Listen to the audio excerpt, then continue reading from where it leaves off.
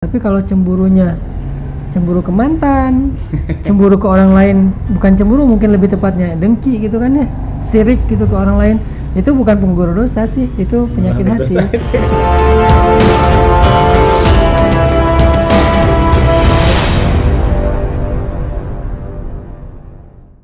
Yang menggugurkan dosa itu adalah ujian dari Allah. Tapi kalau penyakit hati itu bukan menggugurkan dosa.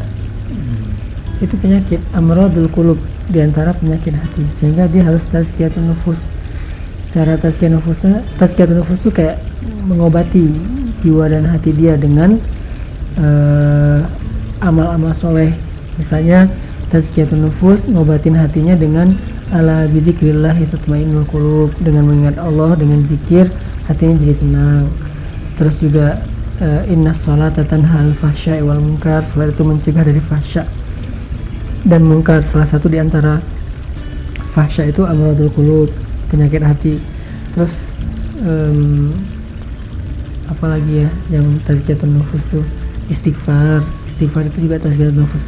Baca Quran itu juga tazkiyatun nufus, karena dia syifaun lima fis sudur, obat untuk penyakit di dalam hati. Itu bukan soal ujian sebagai penggugur dosa, dia sedang punya masalah amradul qulub, penyakit hati yang harus dia beresin, yang harus dia obatin. Jadi persepsinya bukan ini ujian dari Allah lah, semoga menggugurkan dosa saya. Tergantung ya. Kalau cemburunya ujian hidup, kayak seorang istri cemburu dengan istri yang lain, kayak istri Nabi gitu kan, itu kan ujian ya, itu menggugurkan dosa. Tapi kalau cemburu ke mantan, cemburu ke orang lain, bukan cemburu mungkin lebih tepatnya, dengki gitu kan ya, sirik gitu ke orang lain, itu bukan penggugur dosa sih, itu penyakit hati. Itu malah jadi nambah dosa. Ini nggak jelas juga sih pertanyaannya, tapi mungkin misalnya nih cemburu sama temen sekantor suaminya di kantor. Nah dia tuh sampai hatinya benar-benar tersiksa. Tergantung masalahnya nih. Kalau emang suaminya layak dicemburui karena tidak amanah, ya ini ujian dan harus diselesaikan dengan banyak cara lah menyelesaikannya. Tapi kalau ini lebih ke suaminya sih soleh, dia aja yang berlebih-lebihan, berarti amradul qulub, penyakit hati.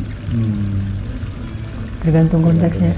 Ada suaminya masih wajar, biasa aja, namanya di kantor pasti ada ceweknya mungkin gitu kan. Istrinya kayak pengen ikut terus ke kantor.